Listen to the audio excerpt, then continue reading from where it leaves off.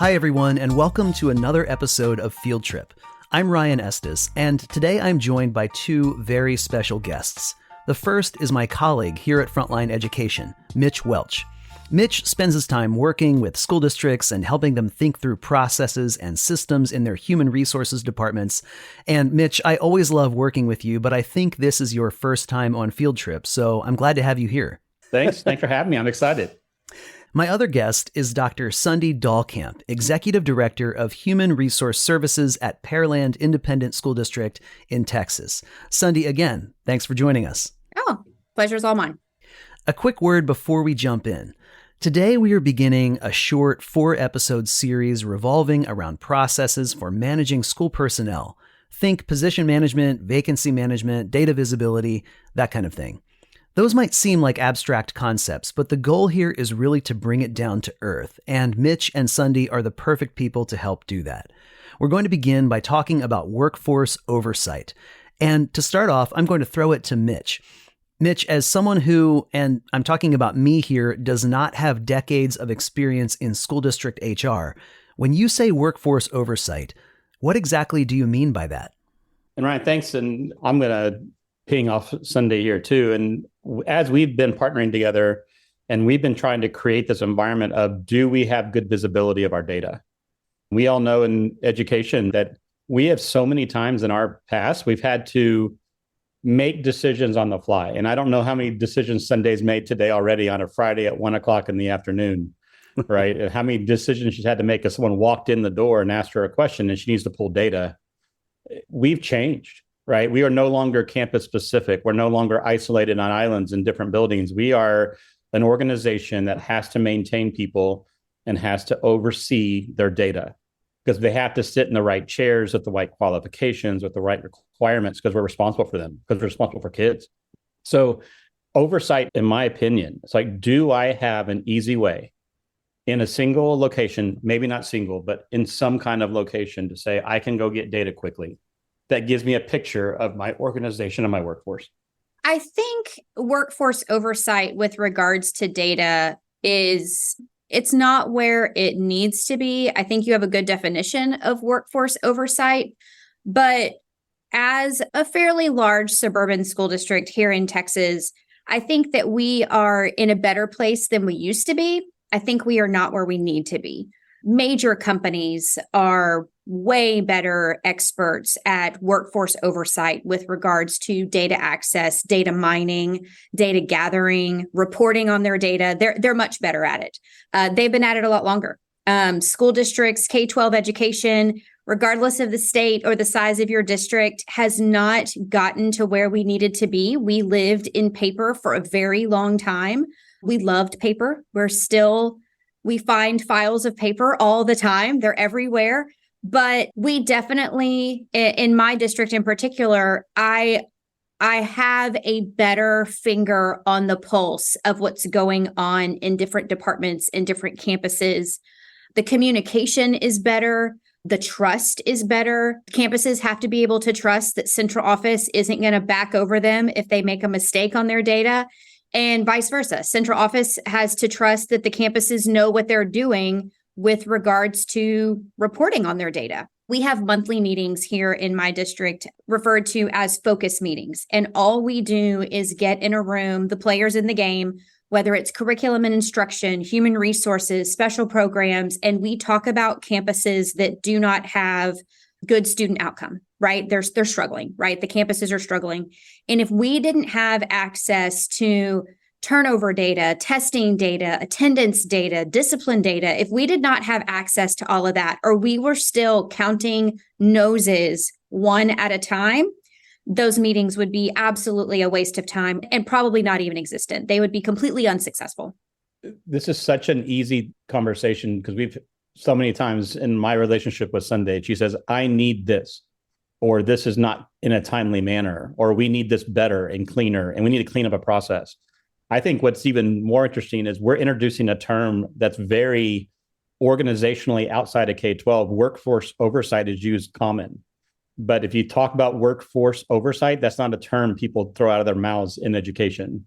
They throw out teachers, educator, stakeholder, these different very, I'm not saying fluffy terms, but they are kind of fluffy because we are in a feel-good emotional industry that ties to a child. And we've avoided these terms that are very accountable sounding with compliance to them.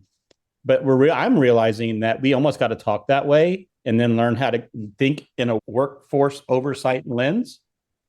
But we have to deliver the message in an emotional, easy to chew up term to an educator that doesn't think that way normally.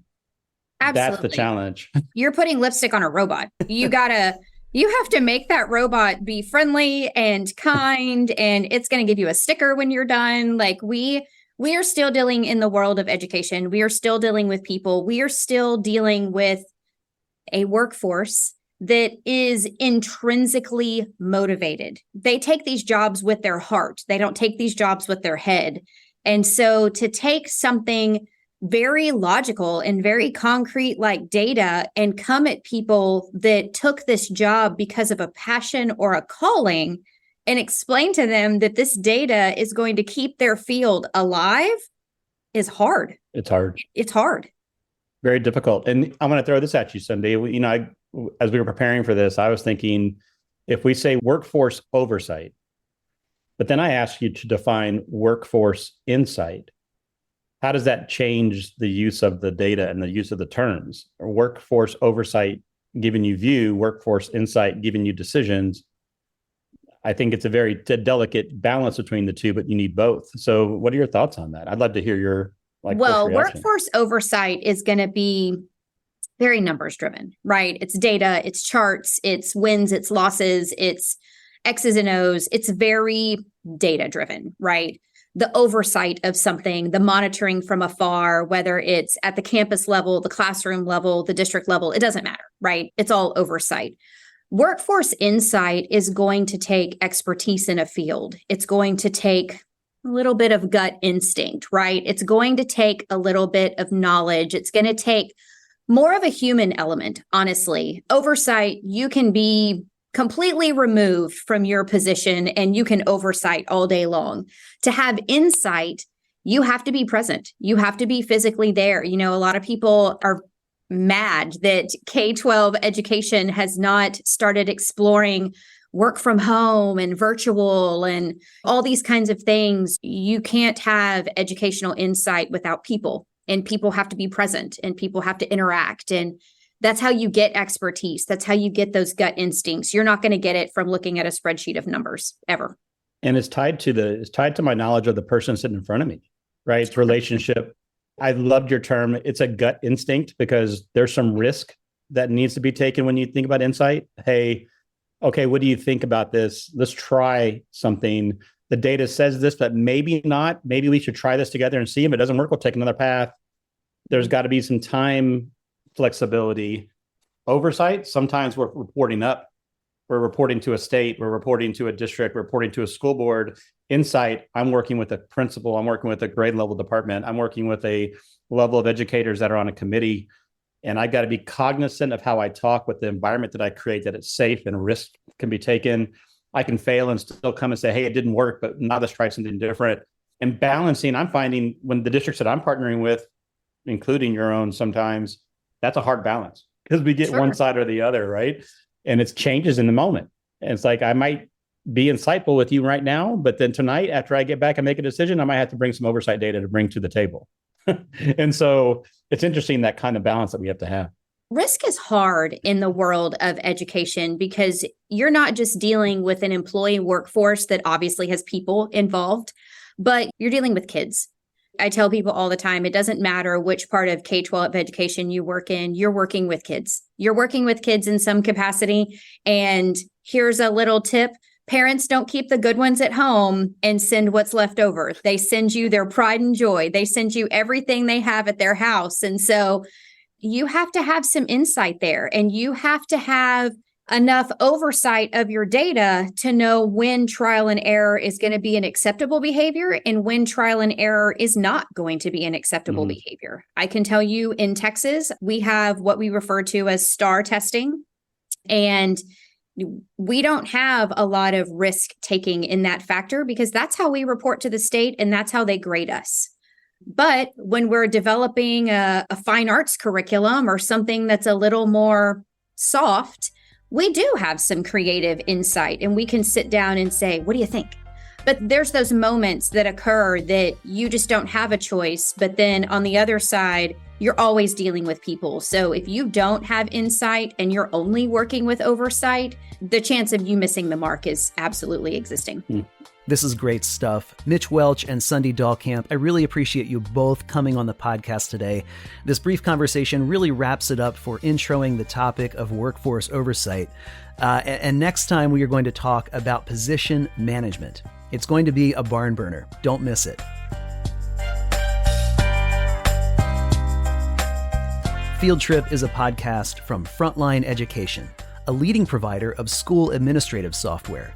That includes Frontline Absence and Time, Recruiting and Hiring, Central, HRMS, Professional Growth, and Human Capital Analytics, all designed to help school districts optimize the employee journey for teachers and staff.